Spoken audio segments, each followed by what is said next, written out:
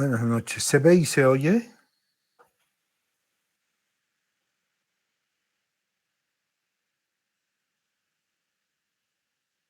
Hello. Sí, doctor, se escucha y se ve la pantalla. Perfecto. Entonces, hemos hablado de la diabetes.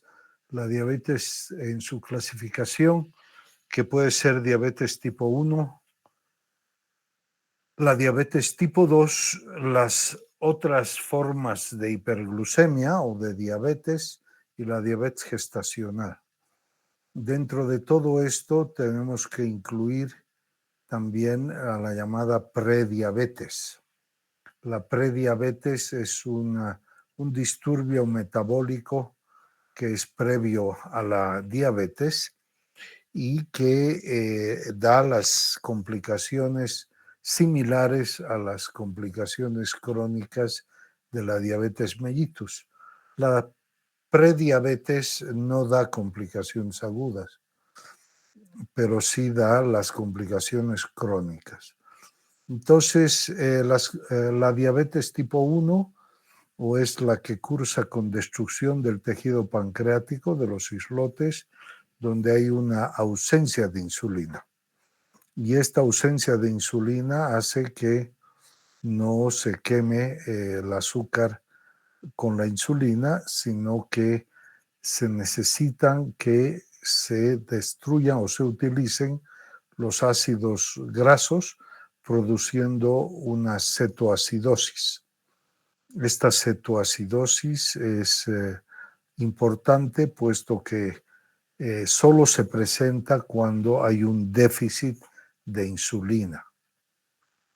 Luego está la diabetes tipo 2, que tiene un mecanismo de resistencia a la insulina con hiperinsulinismo, lo que lleva a que el cuerpo tenga elevadas cantidades de glucemia o de glucosa en la sangre, lo cual por una diuresis osmótica elimina glucosa y otros productos más, lo cual lleva a una situación de hiperosmolaridad. Antes se hablaba del coma hiperosmolar, ahora ya no. Ahora nosotros hablamos de un estado hiperglucémico cetoacidótico, un estado hiperglucémico hiperosmolar y un estado de hipoglucemia, ¿no? Vamos a ver si esta vez le achunto. No le achunto.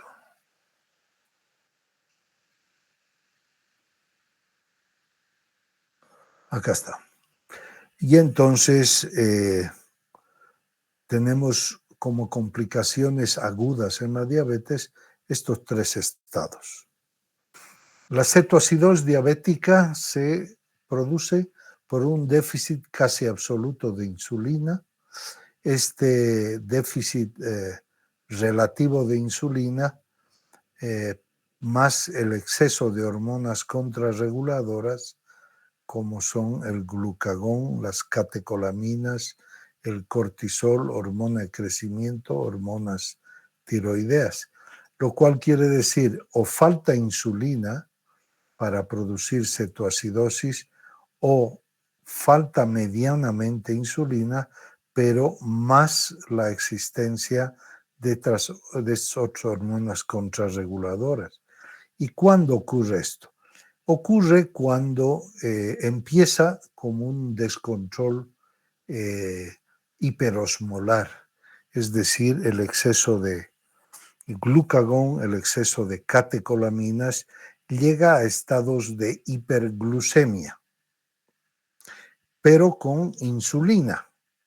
El cortisol también produce una acción contrainsular que se llama, es decir, modifica la acción de la insulina y esta insulina no quema azúcar y al no quemar azúcar, entonces se va produciendo una hiperglucemia, pero también hiperinsulinismo. Lo mismo la hormona de crecimiento o las hormonas tiroideas en exceso. Entonces, estas alteraciones, primero que son hiperosmolares, vamos a decir, que son estados de hiperinsulinemia con hiperglucemia, y lo cual elevan la osmolaridad del plasma, y esto hace que el paciente orine mucho, pero no solo bota azúcar, sino que bota todas las sustancias que hay en el plasma. Y por lo tanto, empieza como un efecto hiperosmolar, pero al persistir esta alteración, se logra que las células beta del páncreas se vayan agotando, o los receptores de insulina se vayan llenando de sarro y no funcionen bien. Y entonces aparenta un déficit absoluto de insulina, y de ahí que puede producirse una cetoacidosis. Esta cetoacidosis, que ocurre por déficit de insulina, entonces se entiende que es porque primero, cuando hay estas hormonas contrarreguladoras, hay un exceso de un estado hiperosmolar que por agotamiento del páncreas se va convirtiendo poco a poco en un déficit absoluto de insulina y lleva a estados de cetoacidosis.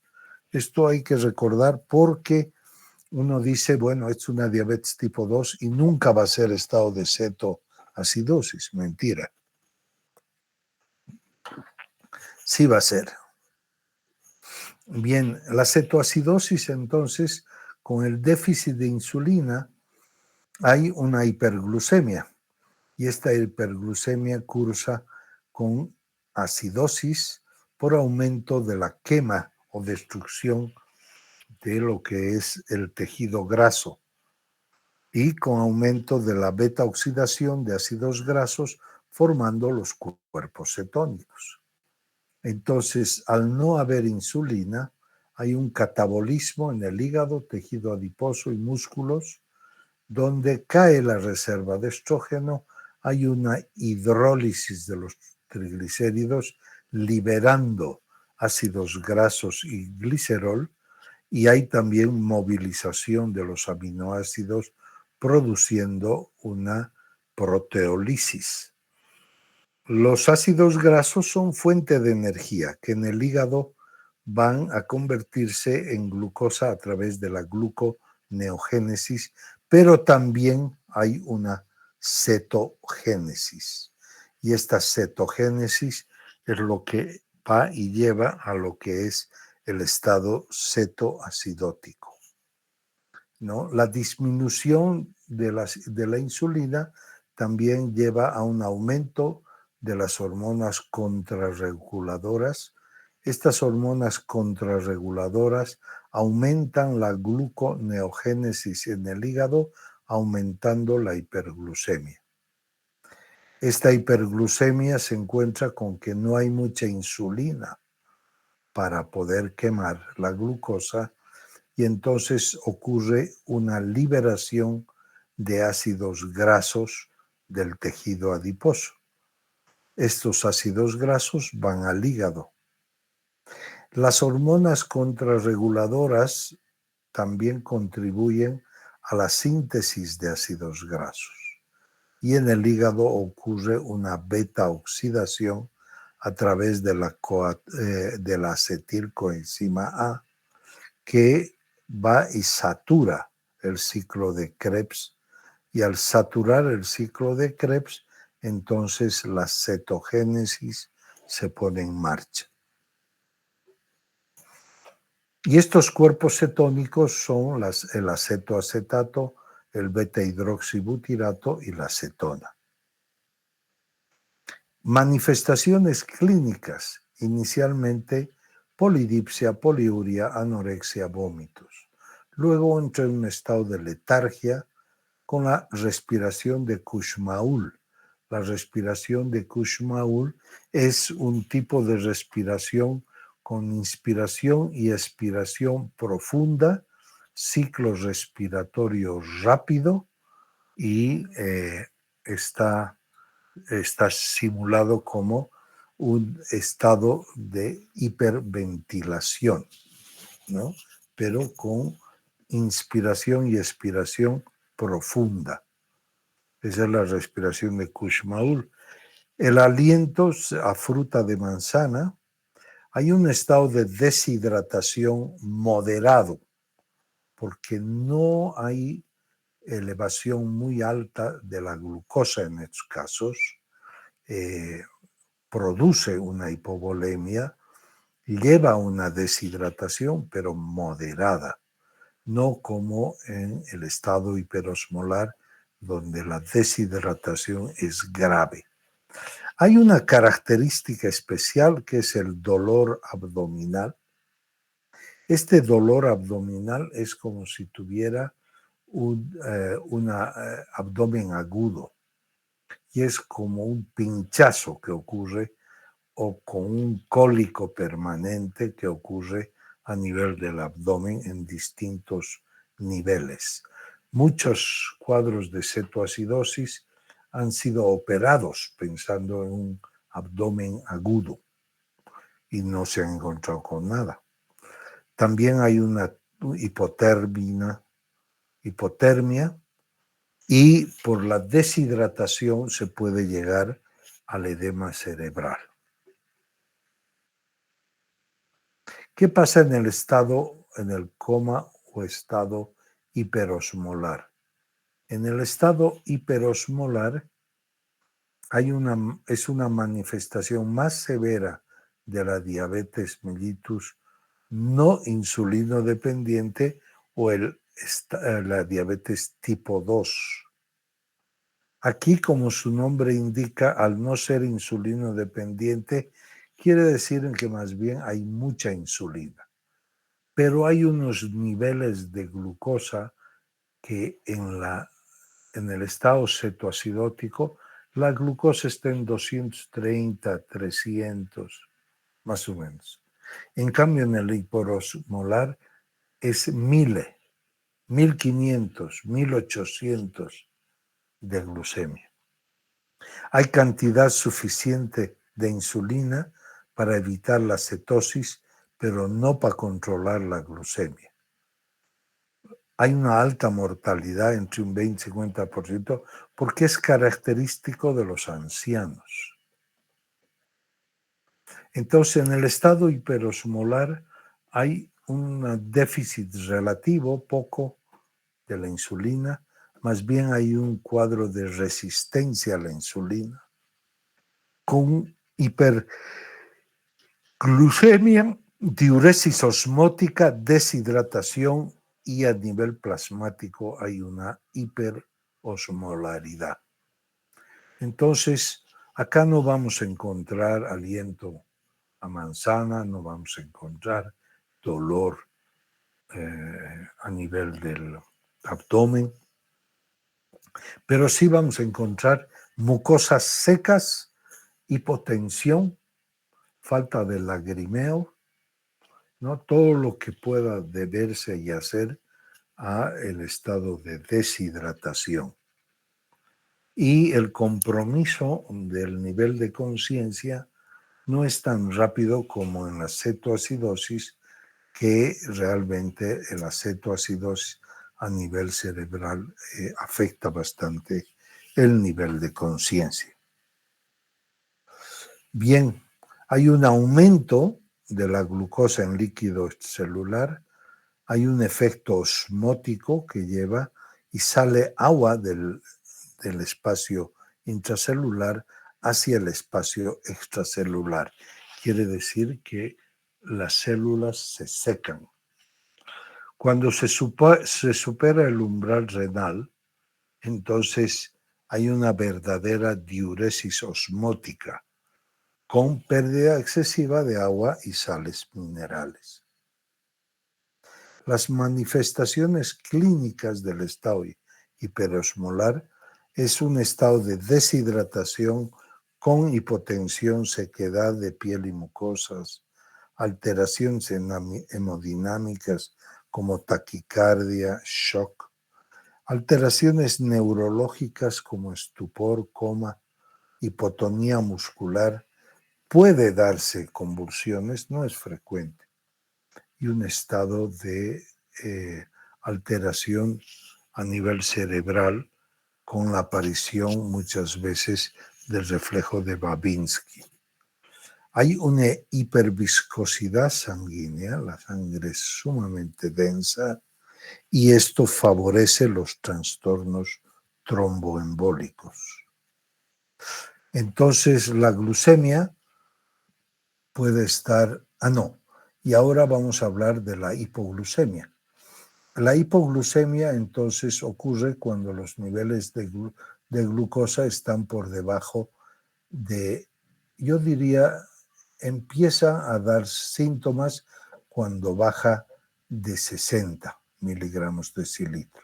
Sin embargo, si baja de 40 miligramos, incluso en ausencia de síntomas, es que se produce una gluconeutropenia.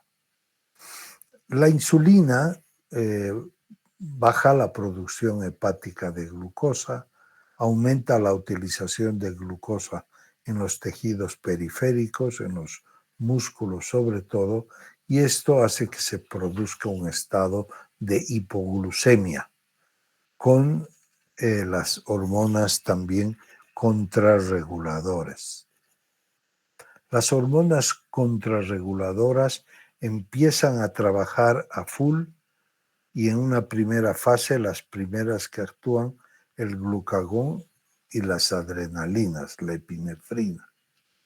En una segunda fase, sobre todo en diabéticos, entonces aparecen todas las catecolaminas. Y hay mecanismos compensatorios de la hipoglucemia, como ocurre esto en diabéticos de larga evolución. Por ejemplo, el uso del propanolol altera los mecanismos compensatorios de la hipoglucemia. Quiere decir que si el paciente es hipertenso, por lo que sea, y está recibiendo propanolol, pues las manifestaciones clínicas de hipoglucemia desaparecen, no se produce.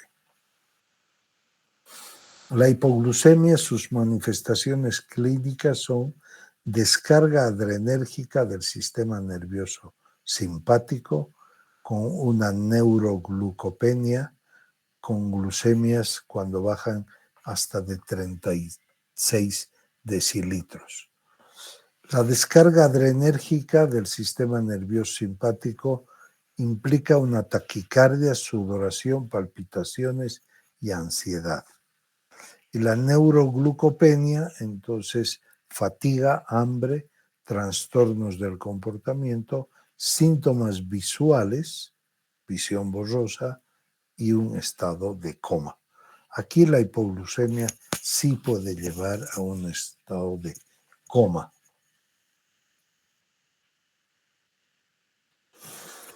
Bien, entonces acá vamos a parar 2 minutos y vamos a hablar de las complicaciones crónicas de la diabetes mellitus.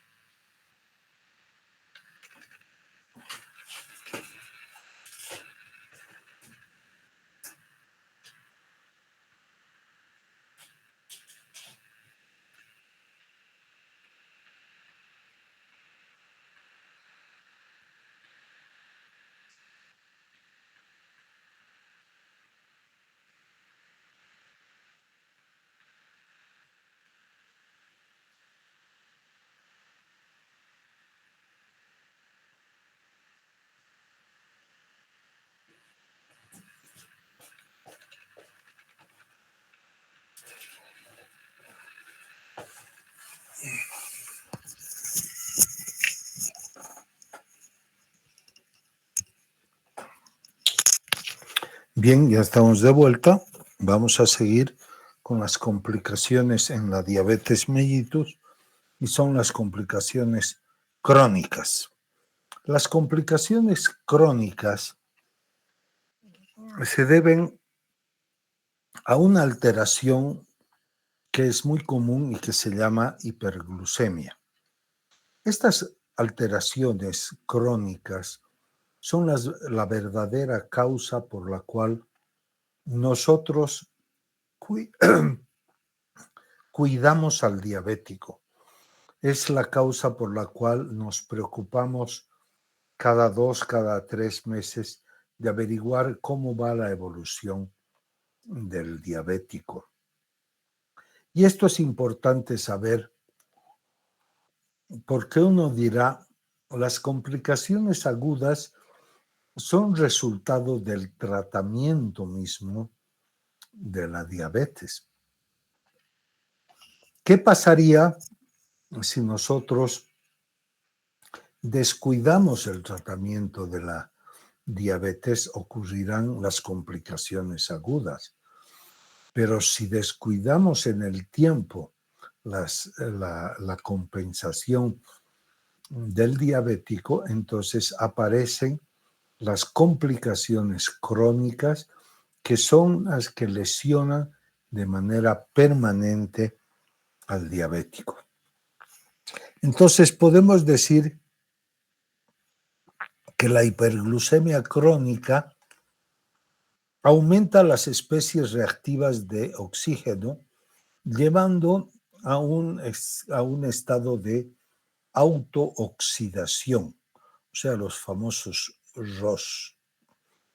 Y esto a nivel del sistema de las pentosas, el sorbitol y las triosas de fosfato, lo que hacen es la producción de alfa-oxoaldehídos reactivos con alta capacidad para unirse a las proteínas y generar un estrés oxidativo en estas sustancias. Las triosas aumentan la síntesis del diacilglicerol, de los diacilgliceroles, donde evidentemente la situación de las grasas se ve alterada y también existe una alteración en la estructura de los ácidos grasos y de los triglicéridos. El porciento de nucleótidos de niacina reducidos por la oxidación, hay una disminución de la síntesis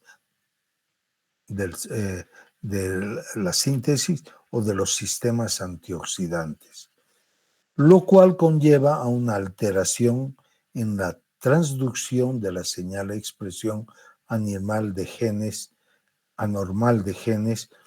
y produciendo un daño tisular. ¿Qué quiere decir todo esto? Que la hiperglucemia crónica pues produce un estado de oxidación a nivel de los distintos mecanismos metabólicos, tanto de los azúcares, grasas, proteínas, produciendo una alteración a nivel genética. Y esta alteración genética conlleva a que realmente exista como una tendencia a las complicaciones crónicas en ciertos diabéticos. Las complicaciones crónicas no se dan en todos los diabéticos por igual.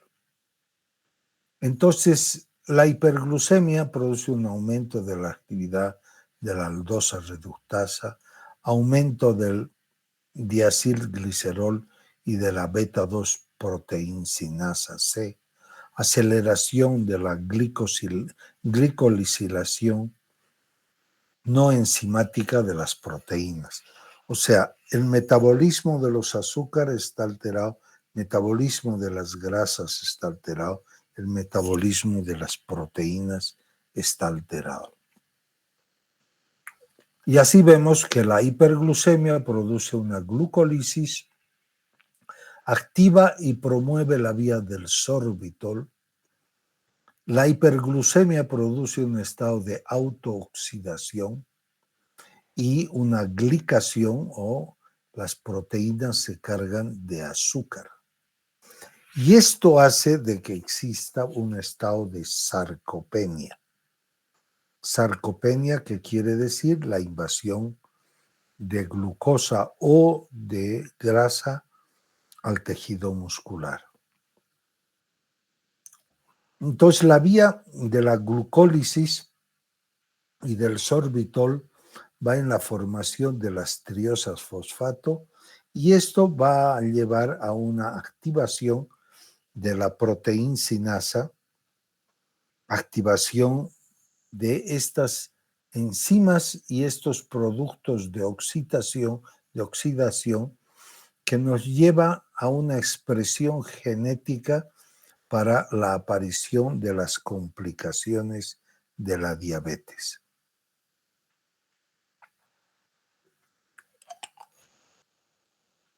La diabetes mellitus tipo 2 está asociada con complicaciones microvasculares y macrovasculares.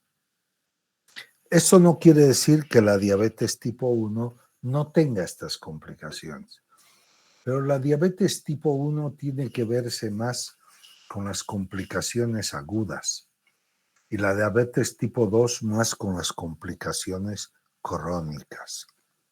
Las complicaciones microvasculares son la retinopatía, glaucoma o cataratas, la nefropatía y la neuropatía. Las macrovasculares da una enfermedad cerebrovascular, enfermedad coronaria y una enfermedad vascular periférica.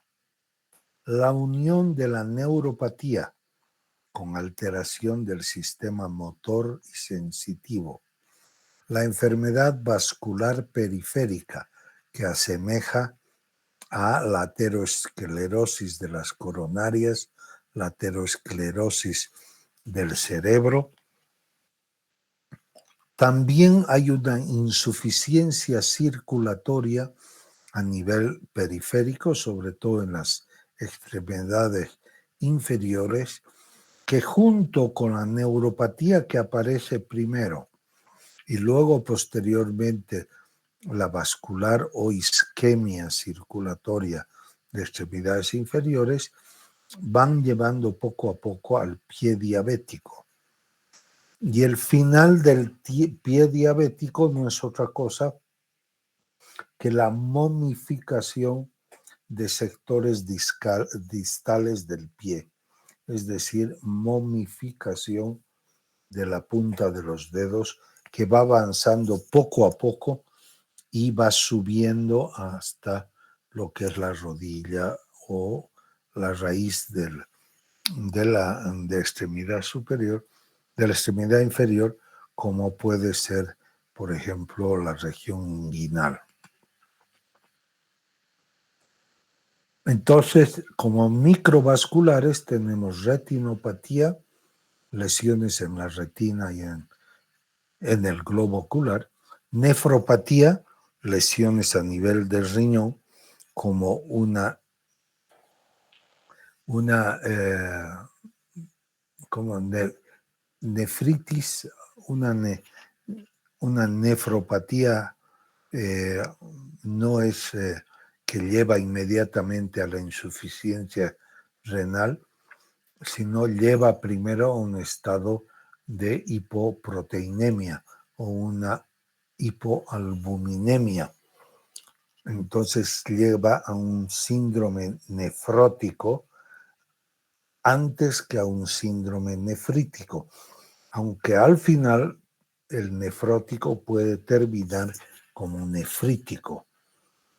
Y la neuropatía, que tiene neuropatía motora, neuropatía de sensibilidad, también tiene los pares craneales, o sea, una neuropatía de pares craneales y una neuropatía visceral con alteración y alteración de distintos órganos o sistemas como el sistema cardiovascular, el sistema digestivo, etc., y que tienen sus propias características.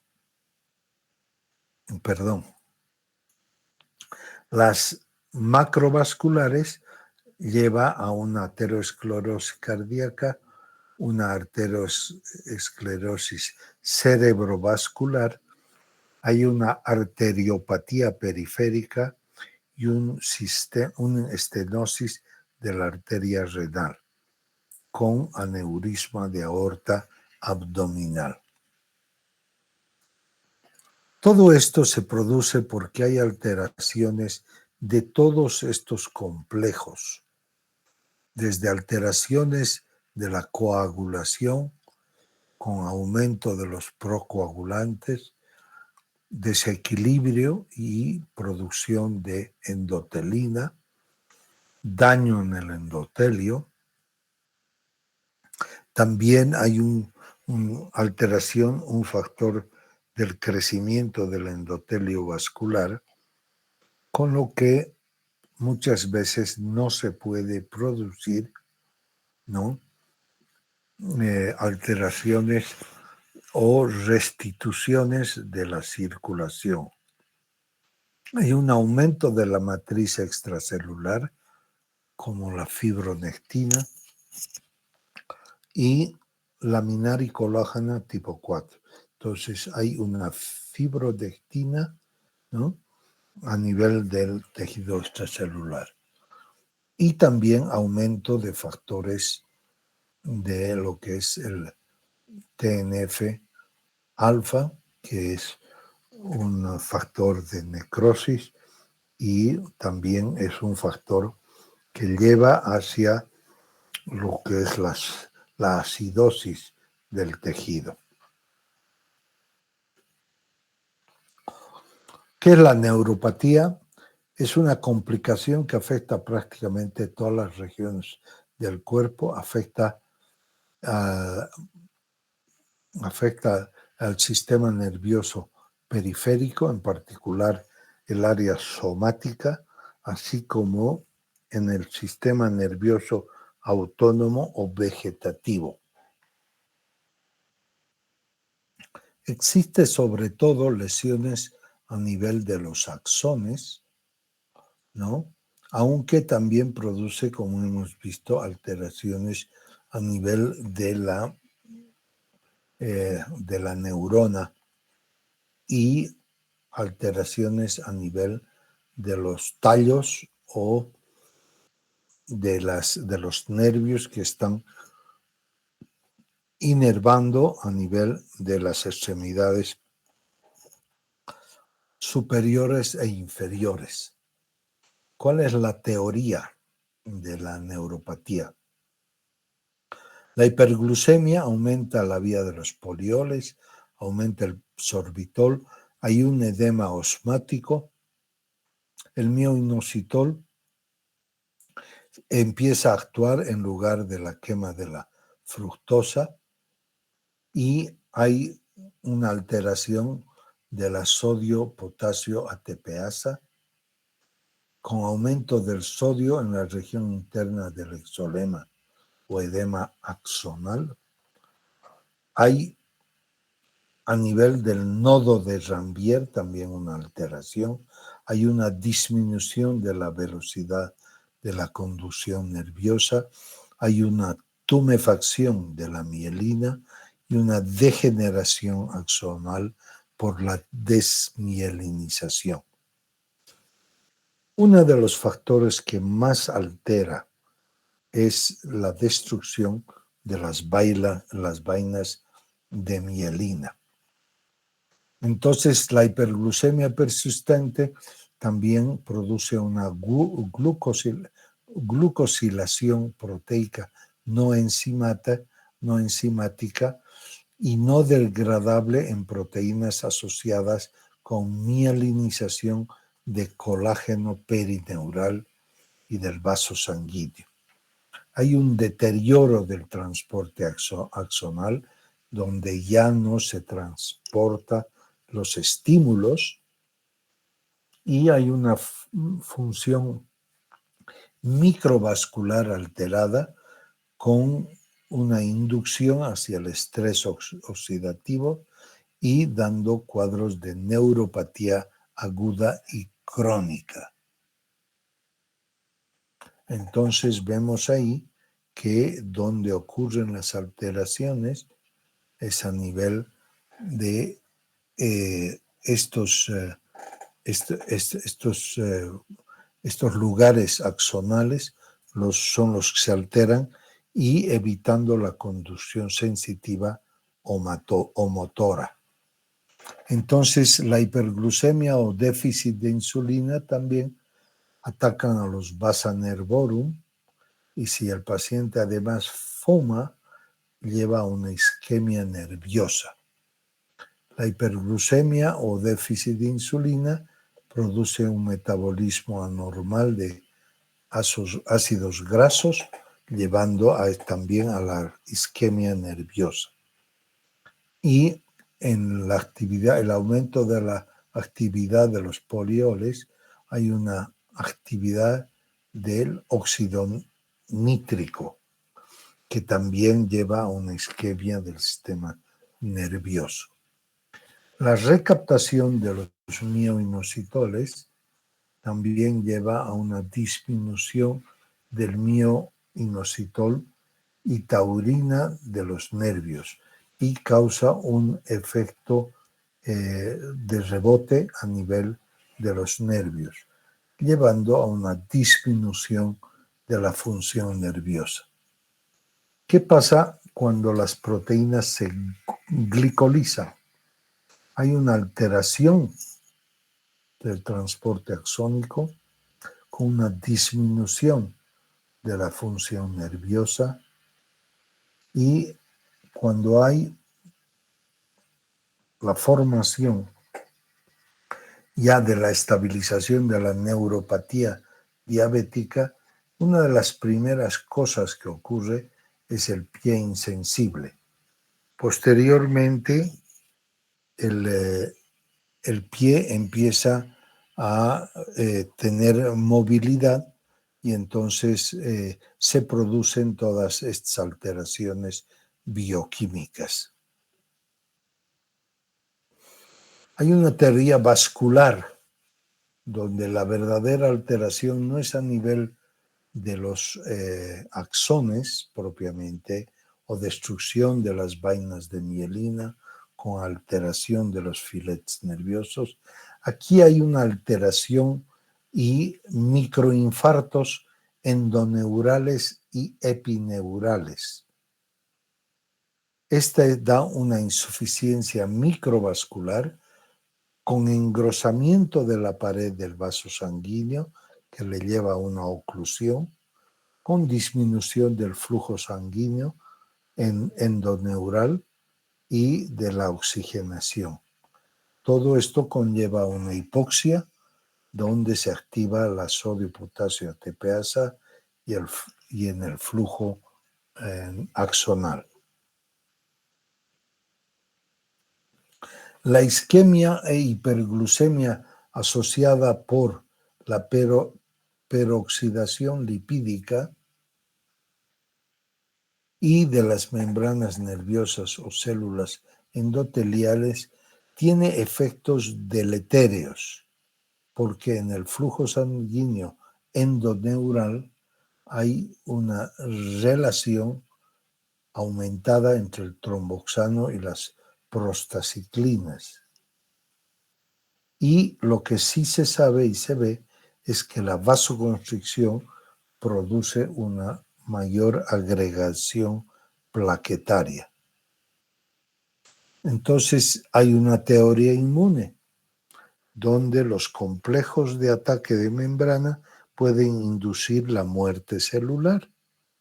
Y esto hace que la presencia de anticuerpos pueden ser anticuerpos antineurales, va y ataca fundamentalmente a los nervios sensitivos y motoras, y deja un depósito de complemento.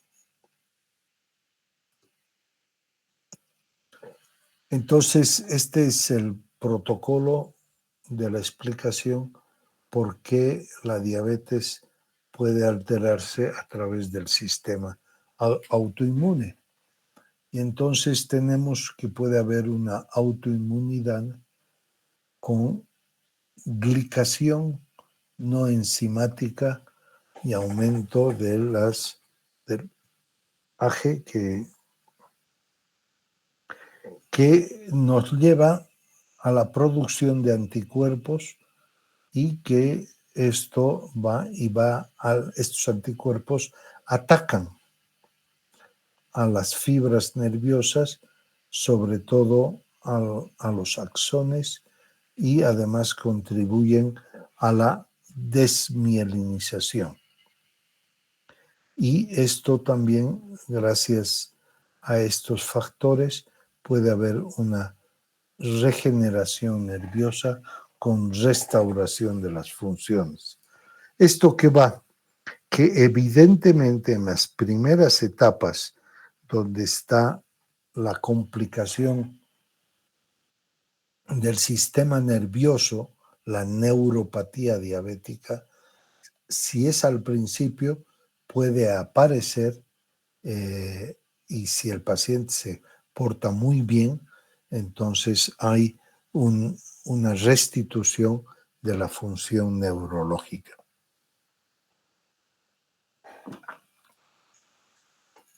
Muy bien.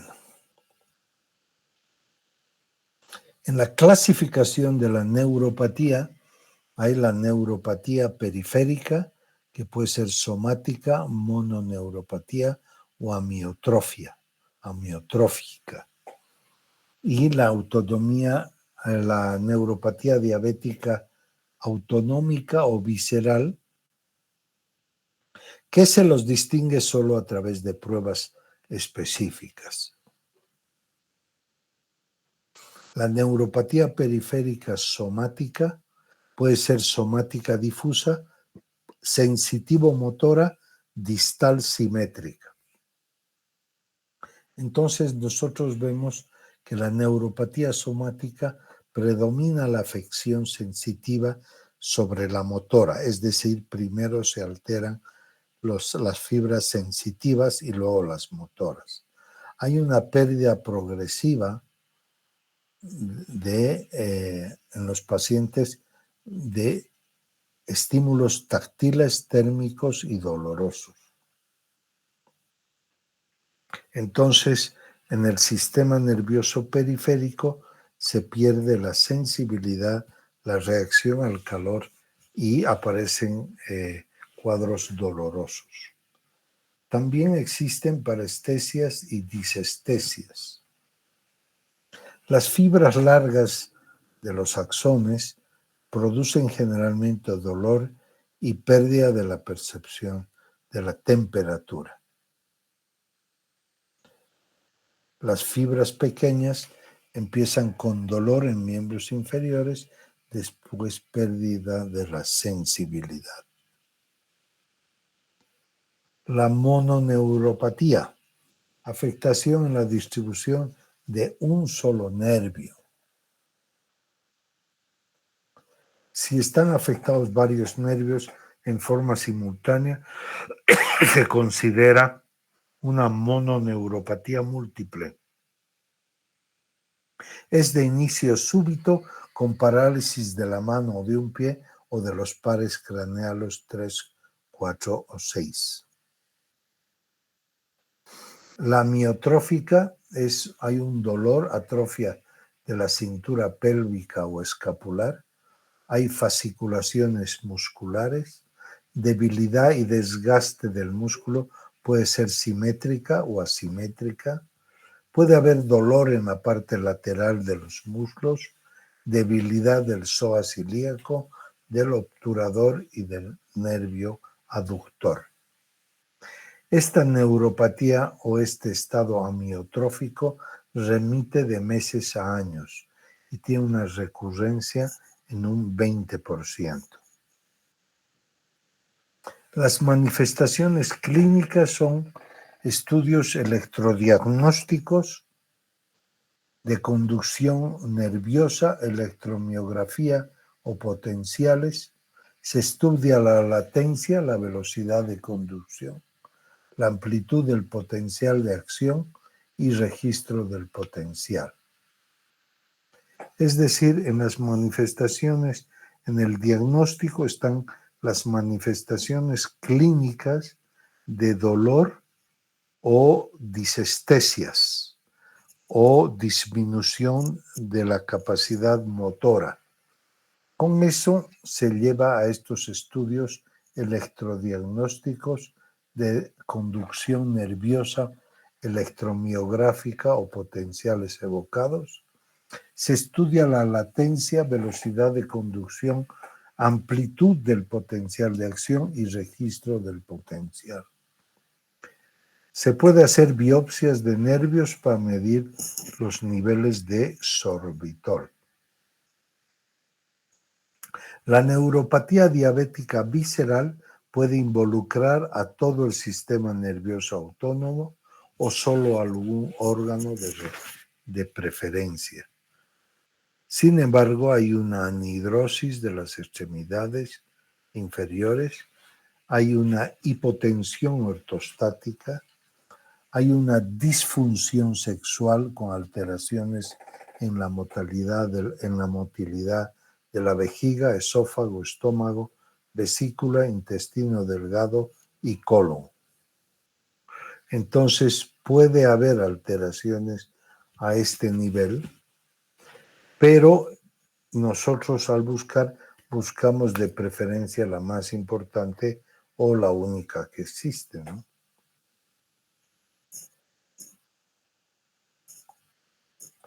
Existe una neuropatía autonómica cardiovascular con anormalidad en la frecuencia cardíaca que es estable, única y tendrían que, digamos, aparecer manifestaciones clínicas muy importantes, pero la neuropatía cardiológica, ¿no? Presenta una tolerancia disminuida para el ejercicio. Hay una hipotensión ortostática y síntomas de isquemia miocárdica. Y muchas veces estas anginas o infartos son silenciosas y sin ningún dolor, tanto en hombres como mujeres. Vamos a avanzar más rápido con la retinopatía diabética. La retinopatía diabética simple se traducen por la existencia de 3 alteraciones o manifestaciones. Los derrames algodonosos, que se los ve así, los microaneurismas,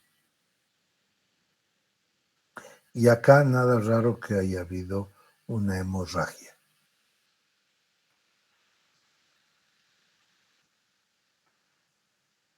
Muy bien. En la retinopatía diabética, la retina es la que se altera. La retina es esta membrana que está adosada al polo posterior del globo ocular, donde evidentemente al principio pueden haber manifestaciones que están puestas para solamente de motivo no tan importante. Pero cuando los derrames algodonosos y los microneurismas y la dosificación de hiperglucemia, y esto se ataca a la mácula, la mácula da una visión periférica y hay ausencia de la visión central. También se afectan los nervios ópticos que entran y salen a nivel del disco a su lado, y este disco es por donde entran y salen los vasos y los nervios. nosotros vemos de manera aguda a través de la mácula y podemos ver algo por medio del estudio de los nervios, ¿cómo se llaman? Viscerales. La retinopatía diabética consiste en una serie de cambios estructurales, fisiológicos, hormonales, que, alterando los capilares de la retina, repercuten en la función de la agudeza visual, llevando o posiblemente llevando a la ceguera.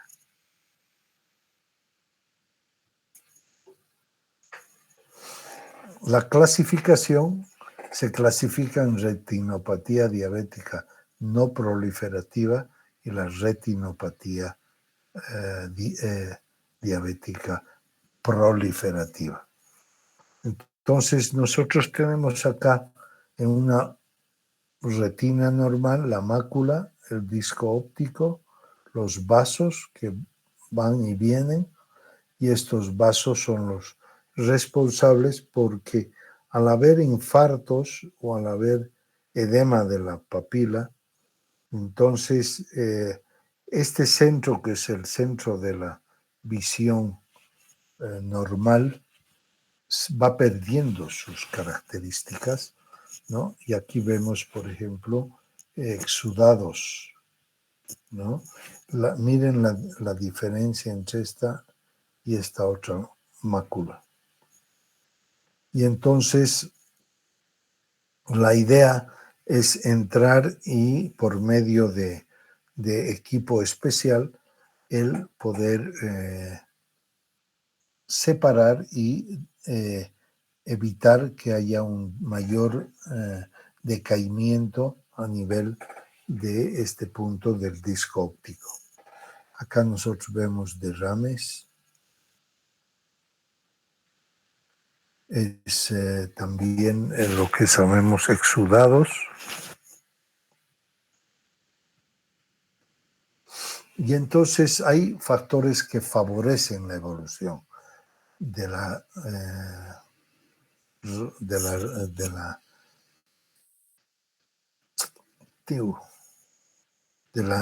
retinopatía diabética.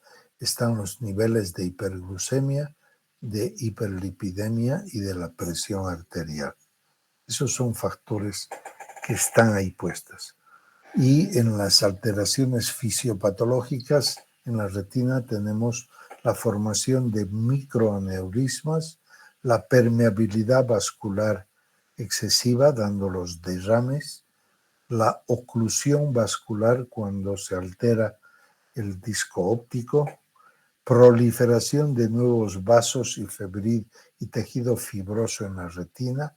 Esa es ya la causa de la retinopatía complicada. Y hay una contracción en la zona fibrovascular y del humor vítreo. Entonces, esta contracción de la zona fibrovascular no es otra cosa que la posibilidad de que exista dentro de eso una fibrosis, ¿cómo se llama? Una lesión permanente a nivel de la retina, y la producción de las otras alteraciones pues fundamentalmente ocurren a nivel del vítreo.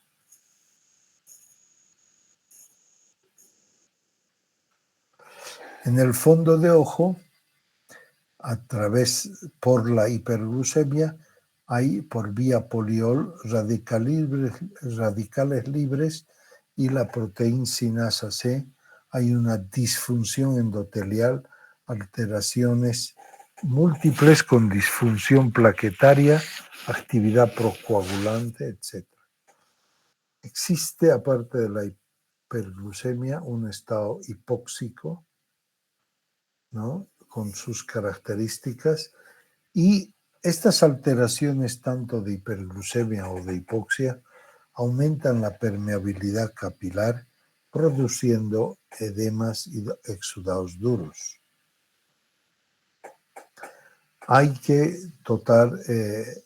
cuando es un daño de isquemia retiniana leve por oclusión capilar, los microaneurismas, la hemorragia o en llama aparecen con mayor virulencia.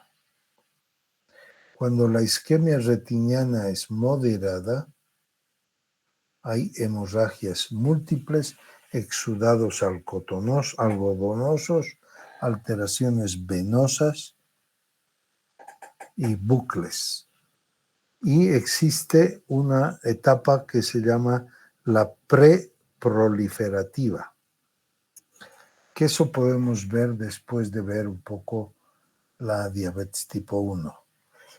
Es severa cuando hay una proliferación vascular hacia adelante, hacia el conducto, hacia adelante, hacia el humor vítreo, ¿no? Y hay una proliferación de tejido conectivo que se agarra de las paredes de adelante y tracciona la retina, y esto causa ceguera y una hemorragia. Entonces lleva al desprendimiento de la retina. ¿Qué es la nefropatía diabética? Primera causa de insuficiencia renal en etapa terminal. El riesgo se inicia a los 5 años del comienzo de la diabetes.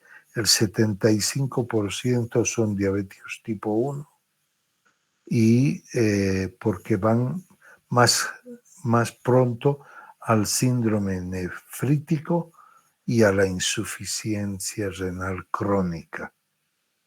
El cuadro clínico se caracteriza por proteinuria persistente, albuminuria, hipertensión arterial y deterioro progresivo de la función renal. Hay factores genéticos, la influencia de la hiperglucemia, ¿no?, hacia el espesor de la membrana basal.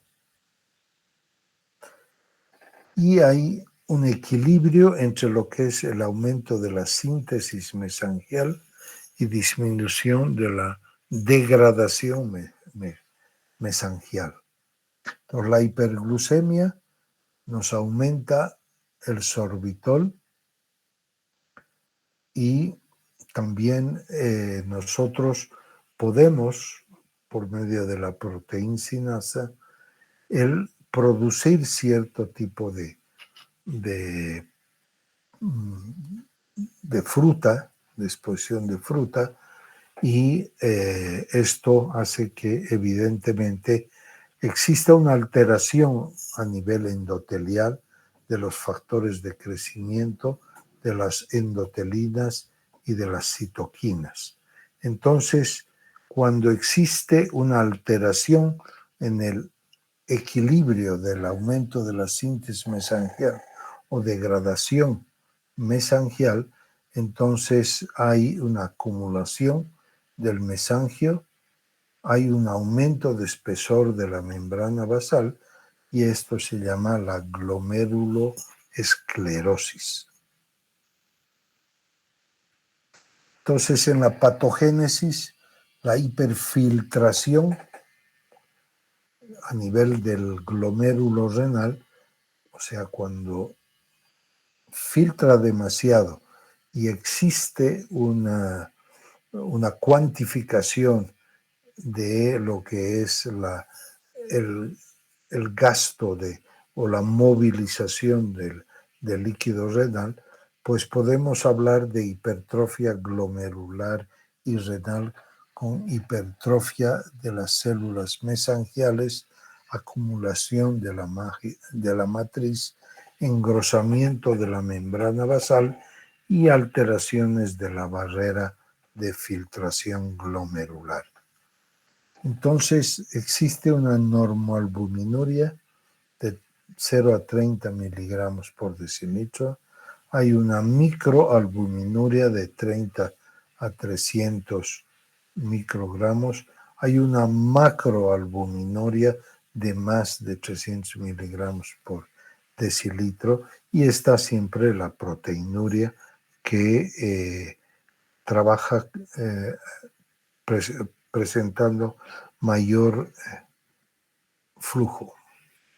La microalbuminuria o excreción urinaria de albúmina entre 20 a 200 miligramos por minuto equivale a 30 a 300 miligramos en 24 horas. Hay alteraciones en la síntesis de matrices glomerulares extracelulares, que es una de las primeras manifestaciones clínicas, como la retinopatía avanzada, neuropatía, perfiles de lípidos desfavorables, control glucémico más deficiente y daño vascular.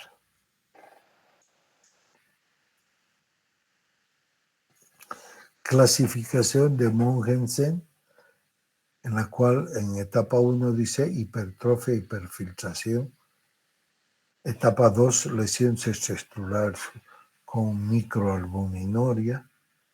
Etapa 3, nefropatía diabética incipiente. Etapa 4, nefropatía clínica, nefropatía diabética manifiesta. En la etapa 5 hay una insuficiencia renal terminal. En la etapa 4 existe una proteinuria persistente de la diabetes, más de 10 años de evolución con retinopatía asociada. Al inicio, la filtración glomerular es normal o alta, la creatinina sérica es normal, evolución sin mayores trastornos, deteriorando la filtración de 1 miligramo por minuto por tiempo. Y juntamente a eso, ¿dónde está ahí su control estricto? Y el engrosamiento de la membrana basal da tal cosa. Y aumento el tiempo que declina el filtrado glomerular, y su control estricto es fundamental para evitar que se pasen más de 3 gramos por ciento al día, ¿no? Para de tocarlo como síndrome nefrótico, con hipoalbuminemia, edema e hiperlipidemia. Se asocia a retinopatía severa, neuropatía y vasculopatía periférica y coronaria. Bien.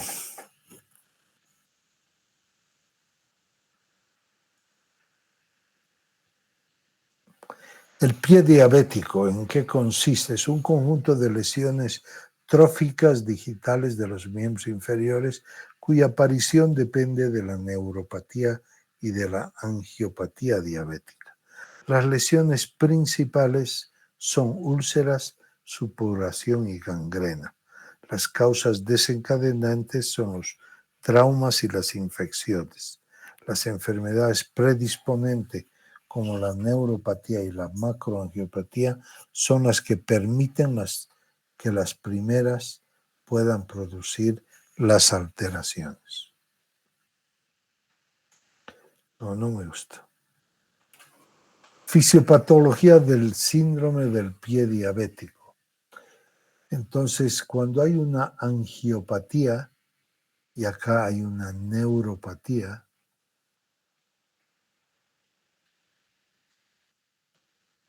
y entonces en las alteraciones angiopáticas está la macroangiopatía afectando a vasos mayores, produciendo trombosis, oclusión y una necrosis extensa. A nivel de la microangiopatía arteriolar, entonces produce una necrosis parcelar. En la macroangiopatía capilar está la atrofia de la piel y las úlceras. Las zonas de necrosis, la gangrena.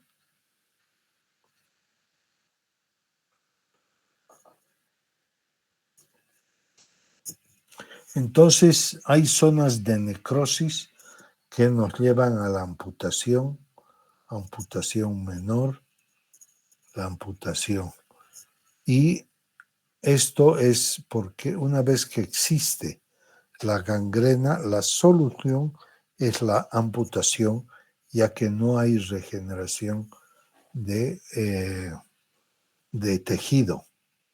Aquí es para el uso del alambre, donde la aparición de pequeñas lesiones, pues una úlcera superficial, cuando es más profunda y llega a verse el hueso, una úlcera profunda, eso también, absceso osteomelitis. Entonces, esto es lo que se produce como en la evolución en el pie diabético. Primero hay una úlcera superficial, una úlcera profunda, un absceso, osteomielitis, y que a pesar muchas veces de que se cure o se le da el tratamiento, terminan siempre con gangrena en el antepié. Y el pie completo, el pie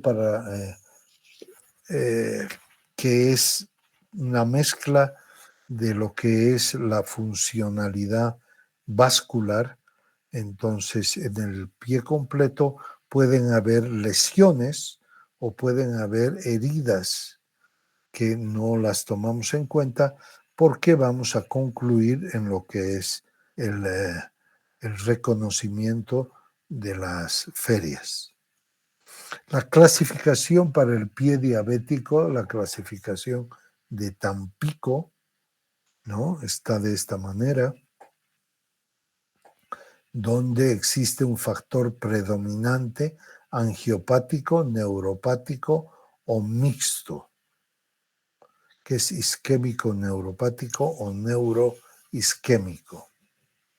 La lesión profesional sin celulitis ni lesión ósea. El tipo de lesión profunda, hasta con 2 centímetros periférico de celulitis y probable compromiso óseo. El primero tiene una técnica angiopática, el segundo es neuropático y el mixto que puede ser isquémico, neuropático o neuroisquémico.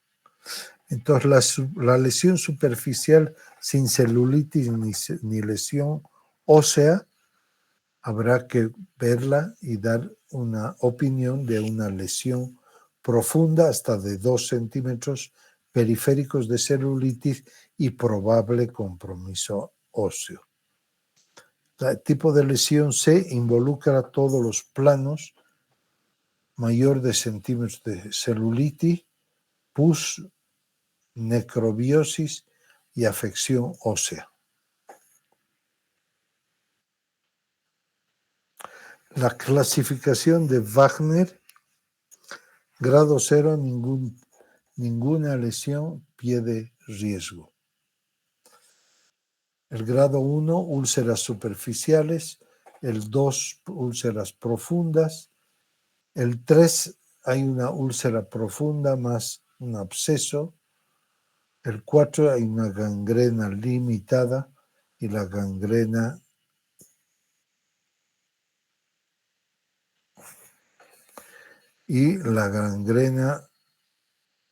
que nos puede dar todo tipo de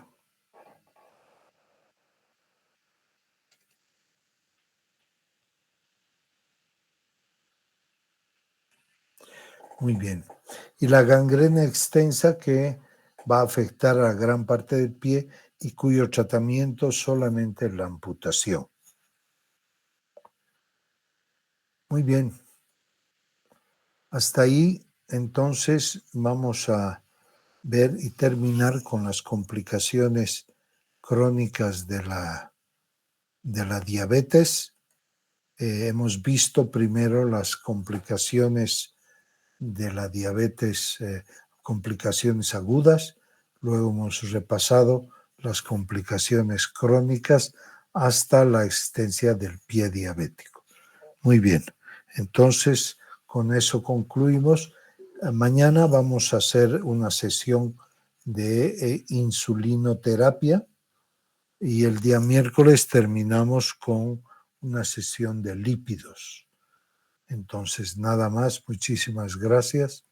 Hasta luego. Gracias, hasta luego, hasta mañana.